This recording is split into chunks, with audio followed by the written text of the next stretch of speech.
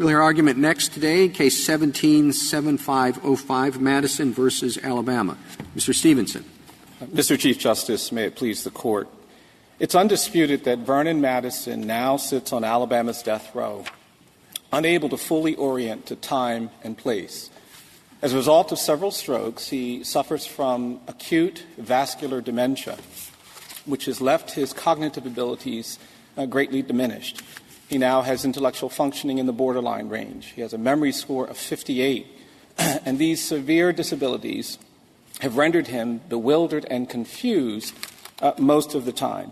Mr. Stevenson, it's a question for both sides, but I'm having trouble with a firm grasp on exactly what issues are presented. Now, just tell me if I've got this right.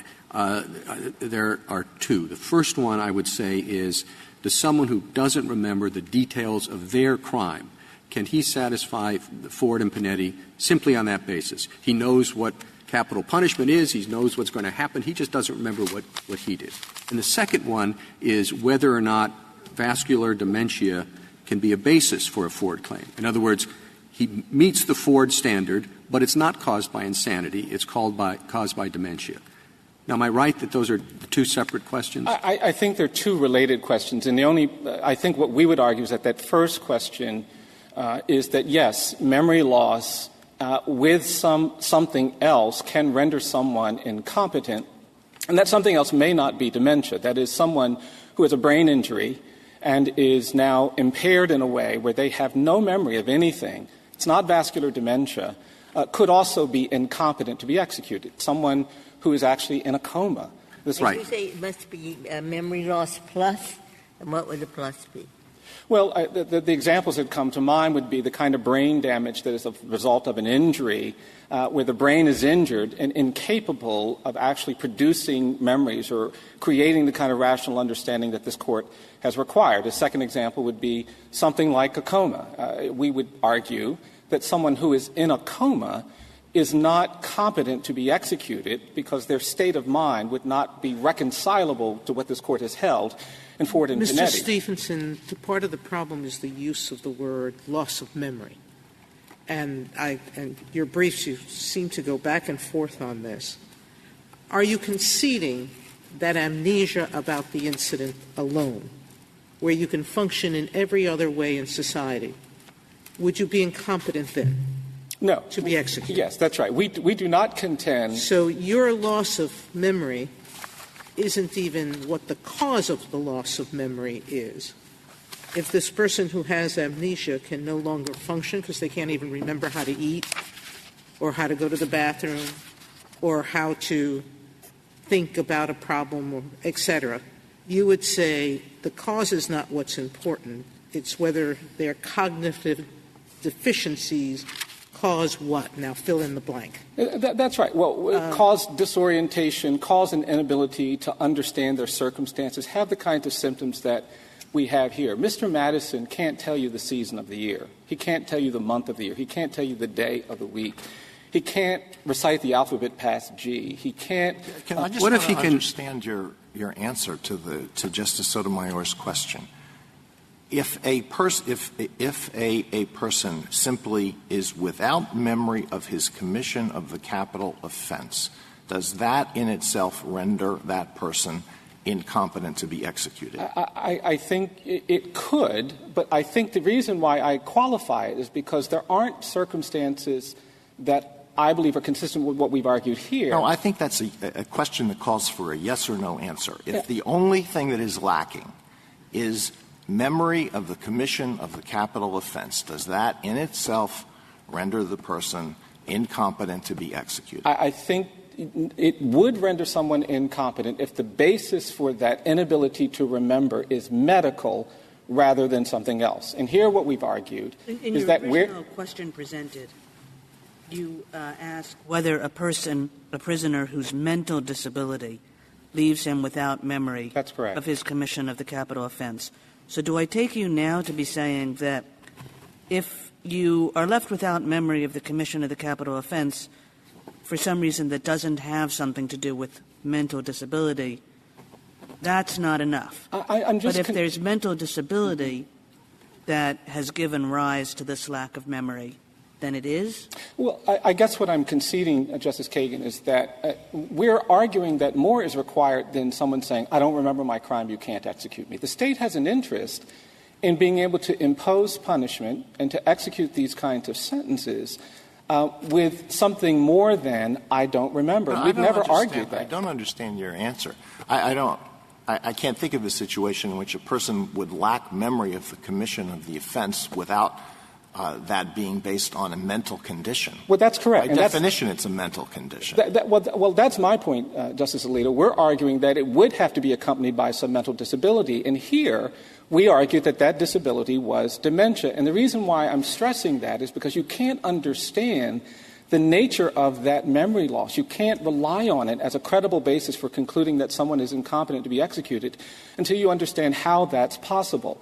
And that's the only point I'm making, is that without something to look to. Right. I suppose what people are thinking of, and I'm not even sure if this happens ever or whether there's any sort of physiology behind this, but the idea of a kind of fugue state or a blackout that's unaccompanied by anything else, does that count as the kind of mental disability that you're talking about? No, it is not. It does not. We're not arguing that someone who is competent to stand trial, who nonetheless at trial maintains that they blacked out or don't remember, would therefore be incompetent to be executed. What we're arguing is something quite different. Here, we know that Mr. Madison's brain is damaged. We can see it on an MRI.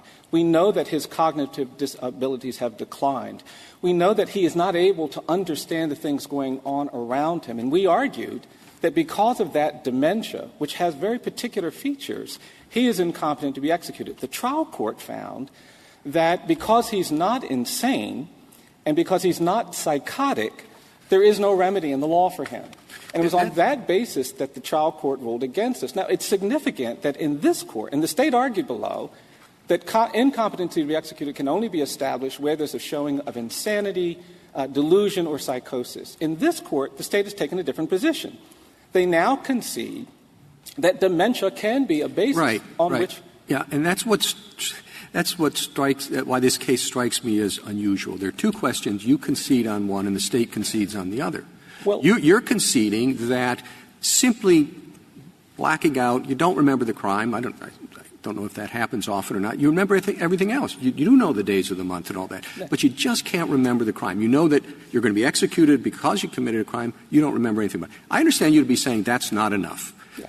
But then I also understand the State, and we can ask them, but I think it is in their brief, to say that if, in fact, you meet the Ford standards, they don't care how you got there. If you got there because you have dementia, you still meet the Ford standards. Well, but that's a very different position than what we argued below, because that was our argument, is that we can meet the Ford standards when you consider dementia as a legitimate basis for rendering someone incompetent. And none of the fact findings were made through that lens. And I think on the first question, what I'm arguing is that we recognize that it's too easy for any offender to say, I don't remember. Defendants at trial often use defenses of I don't remember. It doesn't preclude the State from trying them, from convicting them, from sentencing them. It doesn't make them incompetent. But when you have the kind of disorder that Mr. Madison has, and he has no ability to remember anything about the circumstances of the offense, he cannot put himself in that situation, then we argue that there is a legitimate basis for arguing that that person cannot rationally understand the circumstances of their execution, and executing them would be inhumane. And the purpose you don't care how they get there. If they get there because of insanity, fine. If they get there because of dementia, fine. If they get there because they were hit on the head, fine. It's just look at the condition at that time. It's the severity of the disability and the reliability Mr. of that. Stevenson, that's the point. Now let's take as given for the moment that the other side has conceded that severe dementia does qualify under Ford and Panetta. Yes. And I'm going to ask the other side where the court addressed that issue, because I don't see it. They seem to be thinking that only delusions could qualify, not incompetence. But putting that aside for the moment, how would I define severe dementia? Yes. What's the difference between mild dementia, moderate, and severe? Yes. And where would the fact finder settle in saying this person is incompetent or not incompetent. Yes, and that's where the medical community has helped us a lot. That science has emerged and evolved quite a bit. Under the DSM-5, there are requirements for moving someone from possible dementia, which we would argue would not be sufficient to render someone incompetent to be executed, just the allegation, some limited memory deficits. Moving someone from possible dementia to probable dementia requires 4 things. There needs to be an MRI where you can actually see a damage to the brain. That's one of the things. It's very easy. It's very hard to be a layperson, but I understand that won't show up for Alzheimer's, for example. Well, until someone's died and they can open up the brain. With some forms, but for vascular dementia, what we know is that you will see on an MRI. I'm less worried about that because I am worried about something like Alzheimer's. Yeah, dementia is dementia. So yes, let's get to the definition. I'm just using the criteria that the medical community gives to us. It has that. We have to be able to assert and prove substantial cognitive decline, which we could here. His IQ has dropped dramatically. His memory scores have dropped dramatically. And what the DSM-5 requires is some etiology, something that we can point to that helps us understand the maturation of this disease so that it's not early stage but late stage. And here, of course, you had 2 life-threatening strokes where he almost died and there were brain injuries. He now has cerebrovascular disease that we can see. So under those circumstances, and I concede that there are going to be harder cases, there could be harder cases, but under these circumstances, the evidence is quite dramatic. There was no dispute that Mr. Madison suffers from severe vascular dementia using the criteria that the medical community has given to us about these kinds of diseases, which is why the state's concession that dementia could be a basis is so significant. What we wanted to prove to the judge below is that dementia, when it has these features, renders someone incompetent. And the perfect example comes from the record. Mr. Madison can explain to you that he has a toilet in his cell. It's a 5x8 cell. He can explain to you that he can use that toilet. But he routinely urinates on himself, and he gets frustrated because he's asking the guards to take him to the toilet. He's not able to hold that memory of the location of the toilet next to his bed when it's time for him to urinate, and so he continues to soil himself. Well, Mr. Madison obviously has serious problems, serious physical problems and mental problems, but I'm quite confused by the arguments that you're making. Isn't it the case that in his order of April 29th, Judge Smith found that Madison failed to prove by preponderance of the evidence that he does not rationally understand the punishment he is about to suffer and why he is about to suffer it? Did he not make that finding, and is that not supported by the testimony of the defense expert, Dr. Goff? I don't think he made that finding. That's a direct quote from his order. Yeah. What he did was actually cite Dr. Kirkland's testimony about that point. Dr. Goff said that Mr. Madison can tell you what a murder is if you tell him that. He can tell you what the death penalty is. He can tell you, if you tell him you were convicted of this crime, he can repeat that back to you. But he has no independent knowledge of that. And Dr. Kirkland never testified that he had independent knowledge. And what the court found— Well, I don't think you're accurately representing what Dr. Goff testified, but I don't want to argue about what the record shows and doesn't show. Well, but Dr. Goff was very clear about the point that he did not remember the crime. He did not remember the victim. Yes, he did not remember the crime. He did not remember the victim. But he said he understands the sentence, specifically the meaning of a death sentence. He understands the meaning of execution and many details involved. He's able to understand the nature of the proceedings. He thinks he understands that what the state is seeking is retribution. He feels his conviction was unjust. He never went around killing folks. Well, he didn't. I think what he said was, I don't think this applies to me. I never went around killing people. He wasn't able to actually make a judgment about his conviction because that memory wasn't with him. And that's just what this court dealt with in Panetti. In Panetti, you had the same circumstance where you had someone who was a delusional but could tell you what murder is. This order was the order that came before us when this case was before us the last time. Is that not right? And that's what you're now contesting. You're contesting the order that was already before us that you chose not to contest on appeal in the Alabama courts. Well, actually, the only thing that's happened since then, and what you've cited, are the the events concerning Kirkwood.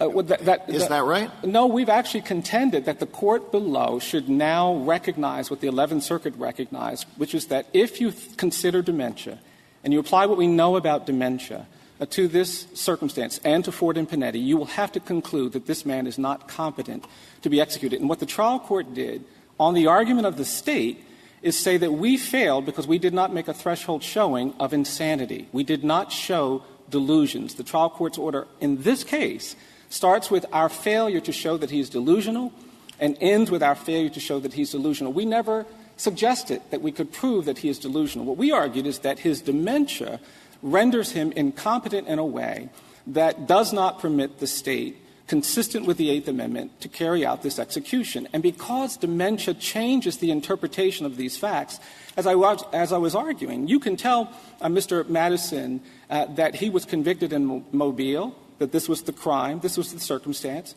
He can hold on to that. But the next day, the next week, he's not going to have that memory, and that deprives him of the kind of rational understanding this Court talked about as being critical in Ford and Panetti. Can I ask, can I give you two versions of your argument and you tell me which one you're arguing? Sure. Or maybe you can tell me that there's no difference Sure. between the two. So one is just, if you have severe dementia, you are incompetent to be executed. That's simple. The other is, if you have severe dementia, you are likely also to have a lack of rational understanding of the kind we talked about in Panetti. So in other words, the dementia would be the physiological reason, but the standard would still be the Panetti standard. I think it's the latter, Justice Kagan. We're not arguing that just the mere proof of severe dementia alone would satisfy the Eighth Amendment, because there are dementia sufferers whose long-term memory is actually pretty secure. It's pretty well intact. They struggle mostly with short-term memory, and the nature of that struggle might allow them to hold on to these long-term memories in a way that they would have a rational understanding of these circumstances. I don't think this is an area where there can be the kind of clarity of category or offense that would allow this Court to say those people are incompetent, these people are not. And that's what this Court was dealing with in Ford and Panetti. So what then? As probably you know, I think that there are many, many, many prisoners on death row under threat of execution who are in their 40s, 50s, 60s, 70s, possibly 80s, who have been there for 20, 30, 40 years perhaps. So this will become a more common problem. The standard used in Ford is, the word they often use is insane. All right? In Panetti, the word they use, he has no comprehension of why he has been singled out. All right? If you are writing the standard for the situation I described, what words would you use? What's the sentence that you believe should be seen in the U.S. reports in this, what a problem that I think is general? Yeah. If I can just first contextualize that problem before giving that answer. I mean, I don't think that the age of the offender is a predictor of the scale of this phenomenon, at least based on what we're talking about here. And this was an issue that came up in Ford, where there was a real concern about the floodgates. And we put a footnote in our brief about the incidents, how frequently competency to be executed claims are raised. And it's actually relatively infrequent, Justice Breyer. 93% of the 1,300 people who have gotten execution dates over the last 30 years did not raise a competency to be executed claim, even though many of them were older than Mr. Madison. Mr. Madison's problem are cerebrovascular, which, of course, can happen at any age. But I would think I take your point. Alzheimer's, yes, dementia of many kinds, I take your point. All sorts of things. And so we could litigate each case by case. Or you answer what I mean. Yes, that's right. The rule I would argue is that where someone has a disability that renders them incapable of orienting to time or place or rationally understanding the circumstances of their offense, they are incompetent. And there has been no reliable determination of rational understanding of the circumstances here because the Court was unwilling to consider any evidence about that mental state that was outside the scope of insanity, delusion, or psychosis. And we think, as the 11th Circuit did, when you accept dementia as a relevant basis for coming to that conclusion, the 11th Circuit had no difficulty finding that he's clearly incompetent. Even the dissenting judge starts his dissent. Mr. Madison is clearly incompetent. When you went back to the trial court, you emphasized the events concerning Kirkwood. What is his situation now? Dr. Kirkland has been suspended. He is no longer a practicing psychologist. He is under threat of criminal prosecution. Did the grand jury refuse to return a true bill for him? They did at one point, but he is still under investigation, still suspended. He's still under investigation by whom? By the state of Alabama.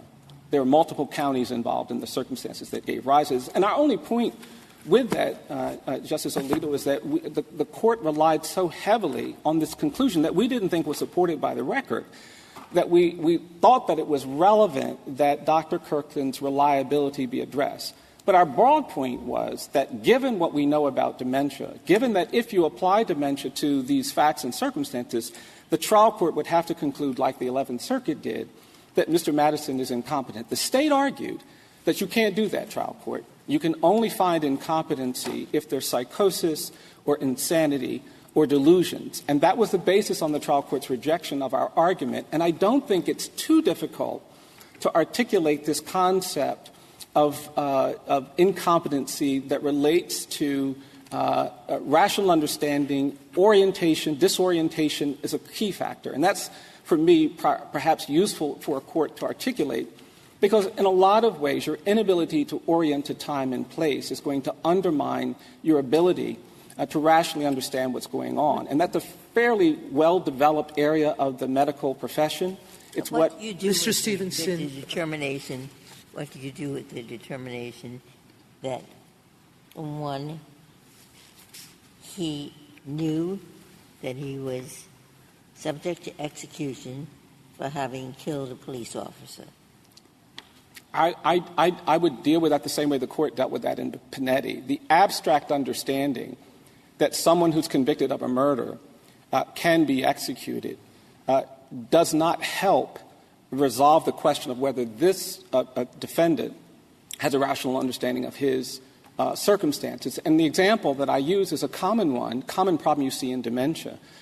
When someone goes to see their mother and the mother doesn't recognize them, it's heartbreaking. It's devastating. Once you understand that the reason why they can't recognize you is dementia, you have a different relationship to what that means.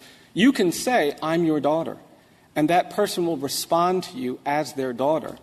But when you come back the next day, they don't have a rational understanding of who you are. And what the trial court and what the state has argued is, essentially, if we can get the patient to say, yes, that's my daughter, we can conclude that they have a rational understanding of their circumstances, of their family. And that's the tragedy of dementia. You can't sustain that understanding. And that's where the orientation to time and place becomes critical. Now, there are other circumstances. I just wanted to be clear that we're not contending that there should be an unworkable standard for states, that someone saying, I don't remember, is sufficient. I think here there was a very clear case. No one disputes the severity of his mental and physical decline, his disabilities. He's legally blind now. He can't speak without slurring his speech. He's incontinent. He can't walk without assistance. Everyone, including the trial court, observed that he is a very severely ill person. Have there been changes even since 2016? Is this continuing? It is a degenerative disease, and yes, he continues to decline. And, of course, the circumstances that he's in add to that decline. He's locked in a 5-by-8 cell. He's been in solitary confinement for 33 years. He is in pain. There isn't the kind of medical care that he might otherwise get. So there's no question, and Dr. Goff was very clear about this, and the APA's brief makes this clear, that his condition will continue to degenerate and his ability to function will diminish as well. But Mr. Stevenson, the court below believed that Dr. Kirtland and Goff's evaluations were essentially similar. Do you agree with that assessment? If you don't, tell me how you relate that lack of similarity to the question of his reliability. Yeah, I think. And what do you think the trial court should have done in order to deal with that. Yeah. Well, I think the primary difference is that Dr. Kirkland in no way was willing to acknowledge dementia as relevant to his evaluation. So his fact findings about what the patient remembers were made without any context or any understanding of dementia as relevant to that. Dr. Goff, on the other hand, said you cannot find that Mr. Madison has any independent recollection of the crime, the circumstances, the events that led to his arrest. Dr. Goff made the finding that he doesn't understand from day to day what's happening, that he's disoriented, that he's bewildered. None of those findings were found by Dr. Kirkland. And so Dr. Goff's evaluation, of course, was that he would not be competent to be executed when you consider these medical facts. And Dr. Kirkland, the trial judge, nor the State ever acknowledged dementia as relevant to the determination, which is why I don't think this Court can find that that was a reliable determination.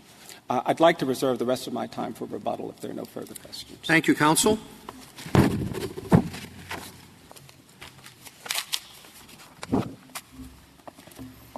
Mr. Govan. Mr. Chief Justice, and may it please the Court. This Court granted certiorari on two questions. With respect to the first question concerning whether the State may execute an offender who does not remember committing the capital offense, there is absolutely no objective evidence of a national consensus supporting such a rule, and Mr. Madison does not offer any evidence to the contrary. Now, on the second question presented. Can I start there? It seems to me, as I'm reading through some of the materials that you pointed to in your brief, that under the common law, there were different kinds of defenses to murder, including lunacy. I see one of your sources, Cole, and the other, Hale, talking about lunacy being a condition, unlike insanity, which they defined as never being in touch with reality. They define lunacy as being able to remember some things, but not others. And yet, to a source, the common law excused lunatics. So that if states are folding in dementia into lunacy, into insanity, into other sort of broader labels, just like the common law did, how can I rely on your statement that there's no consensus? Well, I don't even know that we have to get there, because your adversary has said that he thinks this folds into Ford and Panetta because it's not dementia qua dementia. It's a certain kind of dementia that doesn't put you in rational touch with your decision-making in your moment. But putting that aside, I'm taking on your starting proposition. Yes, Your Honor, for 2 points. The first, just to address the common law, is that when we look back at the common law, they were addressing something different, where someone has completely lost his wits. We're talking about absolute madness. No, they define lunacy as someone who can remember sometimes and not remember, have his wits sometime and not have his wits other times. Your Honor, our view of the common law and those sources, we're talking about something different. Not remembering the offense would not fit into those categories of someone absolute madness or losing their wits. And the second point — you don't think a demented person who today doesn't remember you as your son, who doesn't know where he or she is, who doesn't know to go to the bathroom in the pot right next to him, you don't call that being out of your wits? Could be that maybe tomorrow they might for a few minutes remember, but at the moment that they're having that episode, are they within their wits? Your Honor, we have not — there could be — again, dementia exists on a spectrum, so there's no doubt there could be some case where someone has dementia where they could have lost their wits or meet the Ford and Panetti standard, but that's not what we have here. And that's — Well, but you — is my understanding — I'll ask the same question I asked earlier, of the two questions accurate. You are arguing that simply because somebody doesn't remember the crime, that doesn't help satisfy Ford and Panetti, right? Correct, Your Honor. But you've conceded that if the person meets the Ford and Panetti standard by virtue of vascular dementia, that he meets the Ford and Panetti standard, right? Yes. If someone has vascular dementia or any other mental illness, if it precludes them from having a rational understanding of their punishment and that they will die when they're executed, they would meet the Ford and Panetti standard. So I understand your friend to have conceded that simply not remembering the crime is not enough. And you're arguing that if it's vascular dementia that affects you up to the point of Ford and Panetti, that is enough. So are all we arguing about whether Mr. Madison himself meets the Ford and Panetti standard? That's exactly right, Your Honor. And that's the question that was already presented to the State trial court in 2016, which this court reviewed those same facts last year and summarily. The decision we're now reviewing said, the Supreme Court said, must be insane. This man isn't insane, end of case. Yes, Your Honor, but that doesn't change the scenario, and we have to explain the context that occurred. That was just a summary denial in the exact same case. After this court summarily reversed the 11th Circuit, the Alabama Supreme Court set Madison's execution date again. And what Mr. Madison did is he filed another petition under the same Alabama statute that uses that term insanity. That's why that term was used, alleging the exact same evidence that he presented to the trial court, the same trial court judge in 2016, which he had previously rejected. That court held a hearing in 2018 and essentially asked Madison, do you have anything else new to present? And Mr. Madison said no. And on page 12 of that hearing transcript, Mr. Madison said, we are obviously relying on the evidence that was previously before the court. And so when the court was presented with that same evidence, he said, the Supreme Court has already said. Well, is there ever a place where the court makes clear that it understands that insanity is not a sine qua non, that dementia could do the trick in satisfying the Ford-Panetti standard? Is there ever a place where the court says, even though, I understand that I'm not necessarily looking for delusions or schizophrenia or insanity in all the ways that we saw it in Ford and Panetti, that if I find somebody who's experiencing the kind of dementia that would prevent him from having a rational understanding of the crime and punishment, that's enough. Is there ever a place where the court makes clear that it knows that? Well, yes, several parts, Your Honor. On page 3 and 4 of the court's order, the 2016 order, it set out the Panetti standard in full. On page 10 of the court's order. Well, I don't think that does it. I mean, you can set out the Panetti standard. The question is whether you understand that dementia can be the basis for satisfying the Ford and Panetti standard. Absolutely. On page 6 through 8 of that court's order, the trial court specifically outlined Dr. Goff's testimony about that, including the fact that he had had strokes, that because of those strokes he had a loss in memory loss, that he had cognitive decline. He considered. Right, but if you're just listing that evidence, what you might think as a court, if you're looking for delusions, is that's all irrelevant. I'm listing the evidence, but that's irrelevant. Is there ever a place where the court makes it clear that that is relevant? Because it specifically said in its conclusion on page 10 that it was considering all the testimony of Dr. Goff, and then eventually made the final finding, which Justice Alito pointed to, that, quote, Madison has a rational understanding as required by Panetti that he is going to be executed. And it's important also to note that there was. Do you see what I mean, Mr. Govan? And I won't belabor this, but you can list all the evidence and think to yourself, I'm listing all the evidence, but I find all this evidence utterly irrelevant to the legal standard because I think delusions are required to satisfy Ford and Panetti. Well, I understand, Your Honor. I guess the point is that the judge never made that finding. There's no point in the judge's order where it said, I hear this evidence from Madison's expert, but I can't consider it. That was never in the order. The judge never said that I'm denying his competency petition because he doesn't have a delusion. That's what my friend has argued below. I but guess that's what not you're saying is either way. We can't tell either way whether is that what you're saying? Oh, no, absolutely. We can't tell that he thought that delusions were required, and we can't tell that whether he thought that dementia could satisfy. No, that's not what we're saying at all. We're saying, number one, that he did consider all of this evidence presented by Dr. Goff. And number two, there's not a single point that Madison can point to where the trial court said, I can't consider this evidence. That just does not appear in the record. What do you think? That is, what does the State think about the standard, which perhaps would be an addition to Ford or Panetti, which was mentioned? If the two, and it's not exclusive, if two things are true. One, he does not recall his crime. And second, he has a severe inability to orient himself to time or place, which means the kinds of things that were described. Yes, I recognize you today. Tomorrow I can't. Not a clue. Not a clue where anything is, though sometimes he answers the right questions. That's what I mean by that. But you heard the words. So, judging going back to the Eighth Amendment and using the rationale of Ford, not the words, and Panetti, would you accept the fact that such a person cannot be executed under the Eighth Amendment? And if not, what's the difference?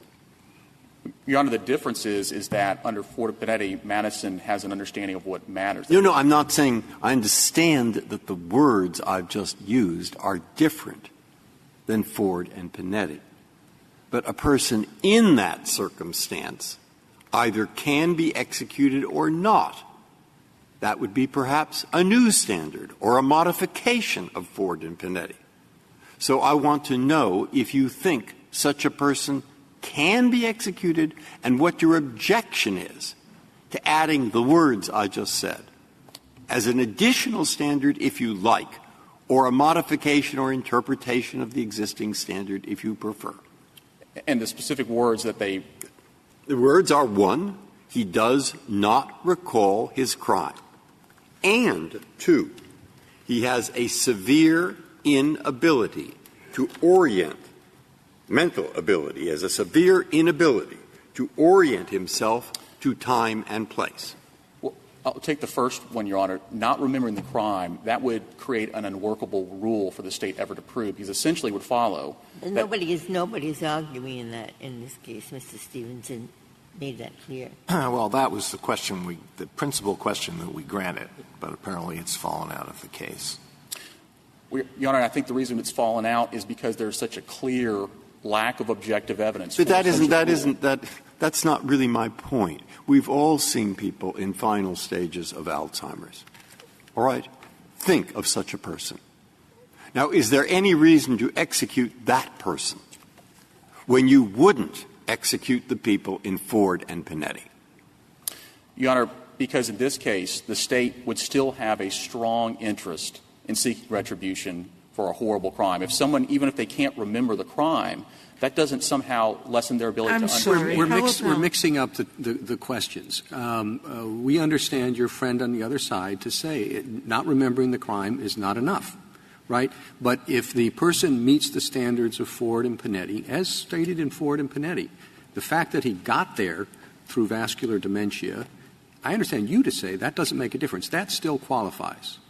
Yes, Your Honor. That scenario, whether it's vascular dementia or any other type of mental illness, that would just be the starting point. And the State isn't going to say that, and has never said that. All right. In Panetti, the man understood that he was in jail, that the State was charging him with a crime, that it was going to put him to death.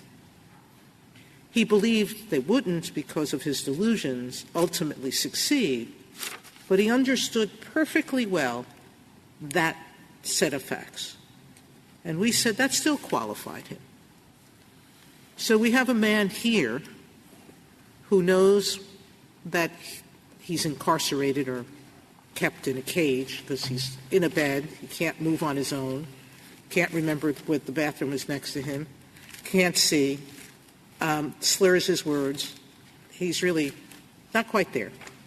But he knows that someone says he committed a murder and that they're trying to kill him. But he doesn't understand why.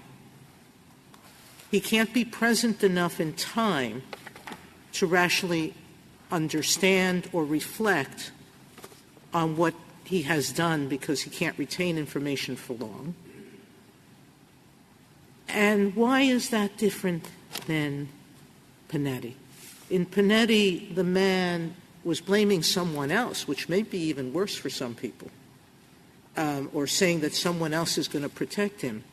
But if you can't rationally appreciate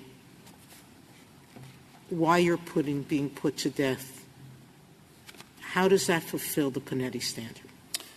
Your Honor, it's because this case is different than the facts of Panetti. So in Panetti, the problem was the inmate knew he was going to be executed, but he didn't understand why. He believed that the reason he was going to be executed was because it was a sham to get him to stop preaching. There is no confusion from Mr. Madison's perspective. His own expert said that, quote, and this is on page 7 of his report, he understands the sentence, specifically the meaning of a death sentence. And he said, quote, that Madison said the reason he was in prison was because of murder. And that's the difference here in this particular case, is that his own expert admitted. So what if he can't understand or really follow through in his thinking what that means? I mean, he's just not rational in the way you and I understand it. I certainly don't think a demented person who has Alzheimer's and is put in an institution might have a moment of understanding one memory, and I think that they're rational. I certainly don't think you would let them buy an apartment in Florida the way he told one of his lawyers he was going to do after this case ended. Well, Your Honor, with respect on the things that matter, he does understand that. And we haven't talked about all the things that he does recall, both before and after the offense. He remembers that he was convicted of multiple juvenile offenses and spent time in a youth detention facility. He remembers that. Can I ask you whether you think this is at all relevant? At the time of the conviction, over 30 years ago, Madison was competent. There was no doubt about that.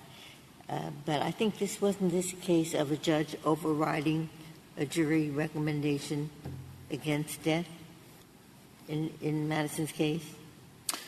Yes, Your Honor. So suppose he had come to the end of the trial in the condition he now is in. That is, he can't see, he can barely walk, all of the other conditions that Mr. Stevenson brought out. Is there any likelihood that a jury would have recommended death for such a person, or that a judge would override the jury's recommendation for life rather than death? Judge, I don't know. That would be a situation that would take place in a normal sentencing hearing to determine whether those mitigating circumstances, the aggravating circumstances outweigh the mitigators. But I would say what matters here is that scenario would not impact the constitutionality of seeking a death sentence or the priority of seeking death sentence, which again, nothing about Mr. Madison's conditions impact the state's interest in seeking retribution for a heinous crime. What is the significance? I would have thought all we were concerned about is mental ability and understanding. The various things, blindness, inability to walk, none of that is relevant under Ford and Panetti, is it? That's correct, Your Honor. That's correct. In fact, Panetti talks about something similar to that there could be another category of inmates who, as a result of not mental illness, that they're recalcitrant, they're callous, they blame other people for the crime. That's not what Panetti is seeking to carve out, the narrow exception for people who are insane. What is your view on the significance of the MRI evidence? Your Honor, and that kind of Mr. Madison's point on that is kind of missing, I guess, the point. MRIs can help diagnose vascular dementia. We've never disputed whether he has vascular dementia or not.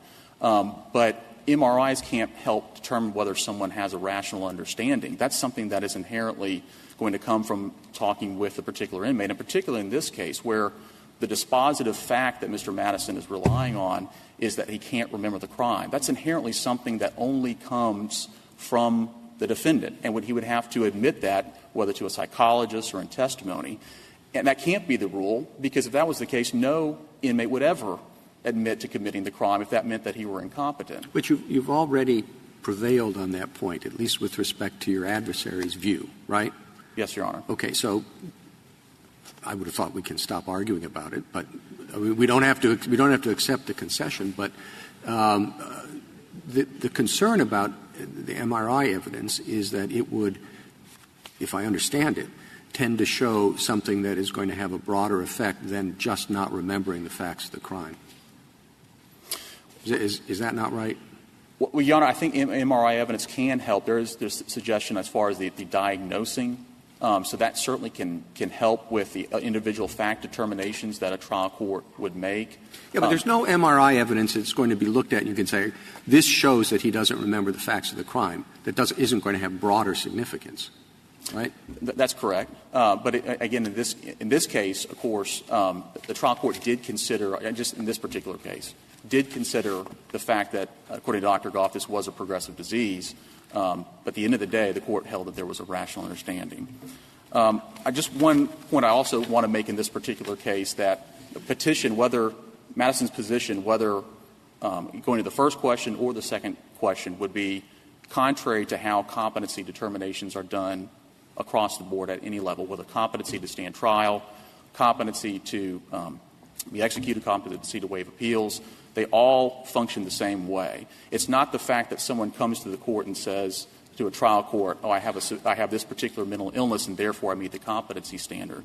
It would apply the exact same way it occurred here, that they would consider that evidence and determine whether they have a rational understanding, and that's what the trial court did here. So you would think that if he came before the trial court on a question of competence to stand trial, with what his mental condition is now, his lack of orientation to time and place, that he would have been found competent to stand trial?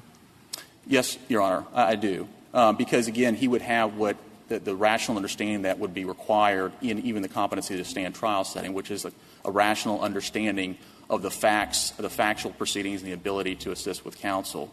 And here, that's what Madison's expert said, that he did understand, quote, he has an able to understand the nature of the pending proceeding, and he has an understanding of what he was tried for. So, yes. And what if what they meant by that was you can make him understand what is going on today, but then tomorrow he comes back and you have to do it all over again. And then the next day comes back and you have to do it all over again. In other words, you can get him to understand something, but then he loses it. That's because that's the way memory works with people with this form of dementia. What about that? Your Honor, that might be a closer question, again, that would determine on the factual circumstances in front of that particular court. But again, that's not what we have here. It was Mr. Madison said to both experts that he remembered that he had 3 separate trials, that he was convicted of a death sentence. To both experts, he believed that he did not agree with the particular sentence. So that's not what we have here in this particular case because, as this Court noted before, both experts' testimony demonstrated that he did have a rational understanding of his particular sentence in this case. Another point that would just be, I just want to harken back to the fact that we talked about the original rule that Madison in the first question presented is there's just simply no objective evidence of a position supporting Madison's position, either under the first or second question presented. No state legislature has determined that prohibits states, of the 31 states that have the death penalty, has prohibited states from carrying out an execution for someone who has a mental illness or who cannot remember the particular facts of the crime. The lower courts are uniform in that respect in addressing competency as well. And the Texas brief points that out in regards to competency to stand trial. And we point out in our brief that of the 3 states that have addressed an issue similar to this, they have all come down on Alabama's side, that simply having dementia and not remembering the facts of the crime does not prevent you per se from having a rational understanding. So the final point I would just mention to this Court is, what Madison seeks is unprecedented. This Court has never created a categorical rule excluding someone from capital punishment, where at least there was some objective evidence of a national consensus in that direction. Here, there is none. And the consequences of such a rule would prevent the state from carrying out an execution on Madison who would But you don't disagree that Ford and Panetta, read properly, would not be limited to insanity, delusion, or severe dementia? Of course not. All those things are included in Ford and Panetti. And the thing is that in this case, the trial court did consider them and found that notwithstanding those conditions, the fact that he had these strokes and memory loss, he still had a rational understanding of his Well, that's punishment. interesting to me because I don't read anywhere in Kirtland where he did any analysis of rationality. what he did, as I understood it, is just does he remember his crime or something. He doesn't remember his crime, but does he understand where he is and what they're going to do to him? That's not the same as rational understanding. He did no memory test to see how long Mr. Madison retained information generally. He did not describe the extent of his dementia. He didn't do any of the things one would expect if he was going to opine on rationality. So the only one who did that was Dr. Goff, and that part of his discussion was not addressed by the court below at all.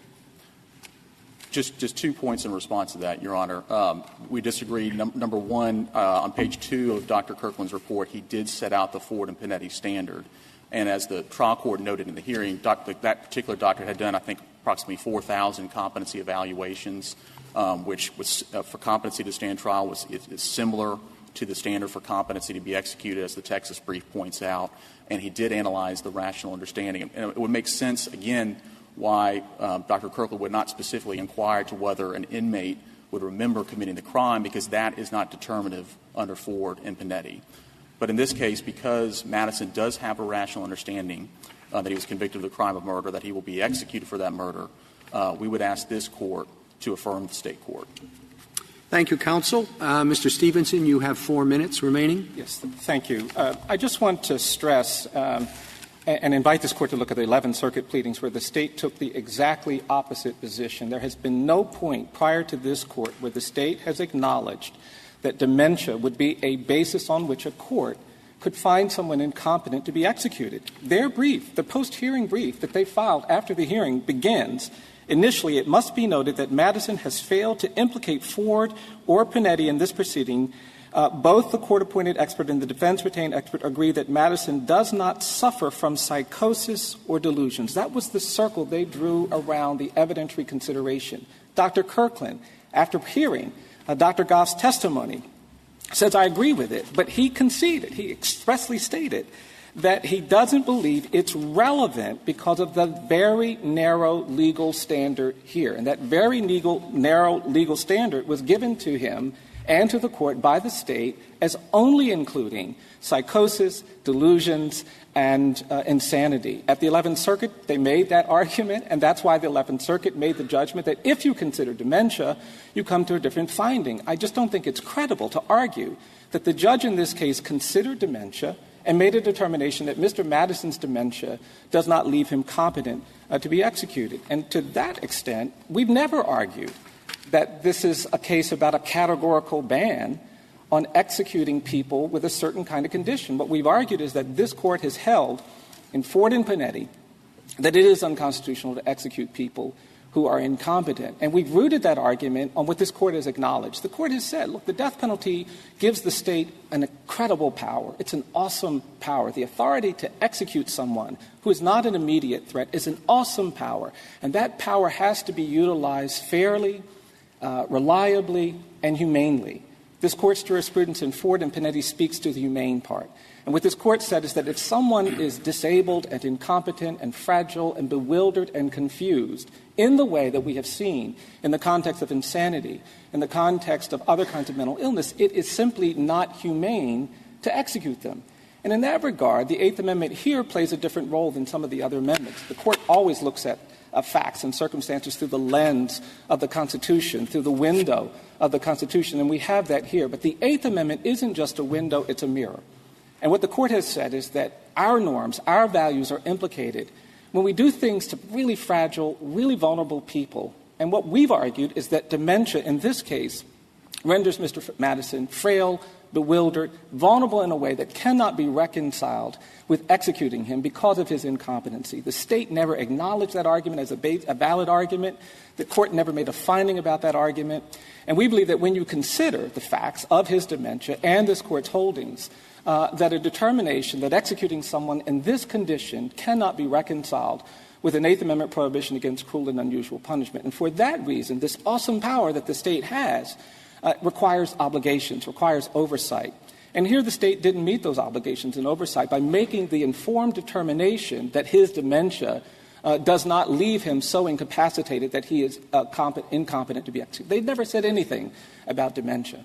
And so I don't think this Court can rely on the argument that somehow in this invisible record with no reference to dementia by the State, by the expert, or by the Court, that determination has been found. The only court to make a determination about the relevance of dementia here was the 11th Circuit. And what they clearly found is that when you look at the level of despair and the level of confusion and the level of injury, and Mr. Chief Justice, you're right, it's not just the physical symptoms. It's not just that he's blind and can't walk and can't speak, but those symptoms reinforce the credibility, the legitimacy, the severity of his acute dementia. And we don't believe this Court can, consistent with the Eighth Amendment's prohibition against cruel and unusual punishment, allow an execution of someone impaired in the way that Mr. Madison is impaired, or to allow any defendant to be declared competent to be executed with these kinds of clear, medically verifiable disorders. And for that reason, we would ask this Court to reverse the lower court judgment. Thank you. Thank you, counsel. The case is submitted.